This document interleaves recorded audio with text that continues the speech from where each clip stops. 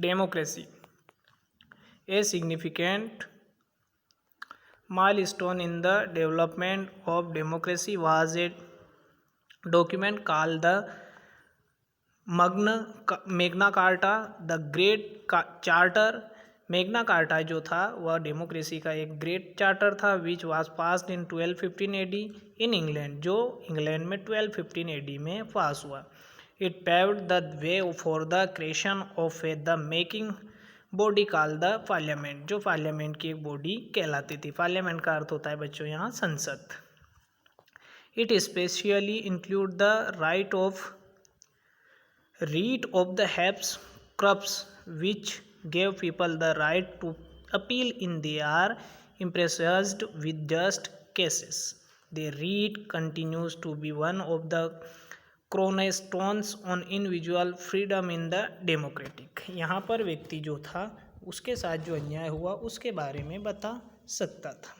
The American revolution, American क्रांति।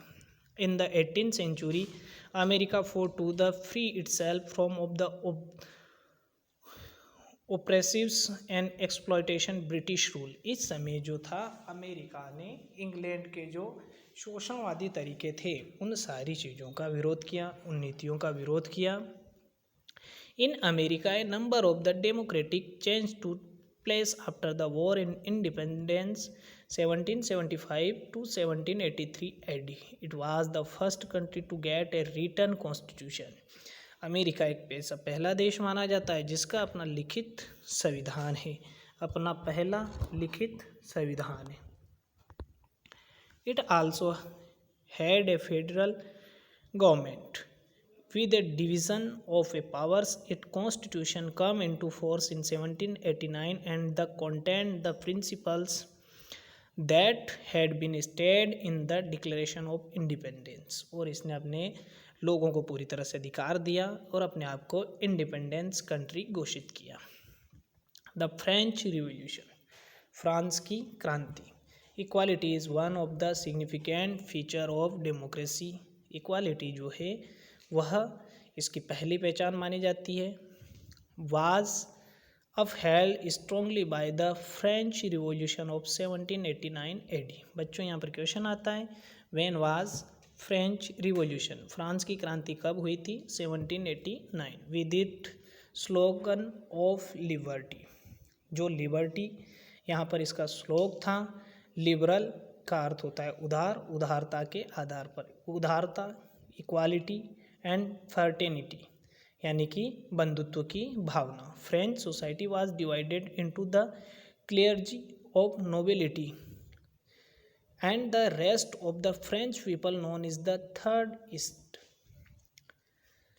The third state of people declared themselves as the National Assembly in 1789 and gave rights to people including the right to liberty, equality and fraternity is gave into the process of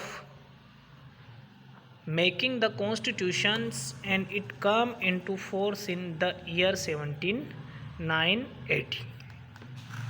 all this revolution, सारी क्रांतियाँ, सारी जो क्रांतियाँ थी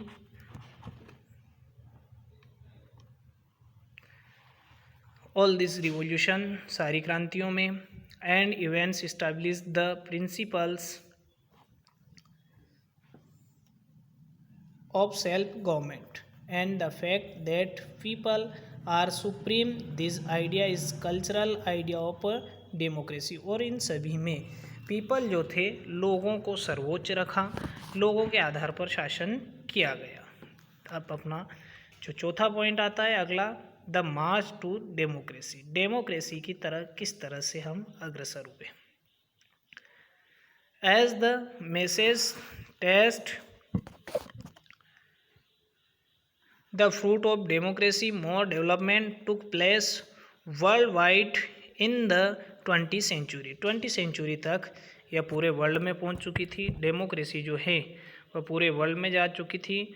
the women's suffrage suffrage movement gain movement with the women demanding the right to vote, और इस समय महिलाओं ने vote के लिए मांग की। In 1983 New Zealand become the first country to grant universal adult franchise.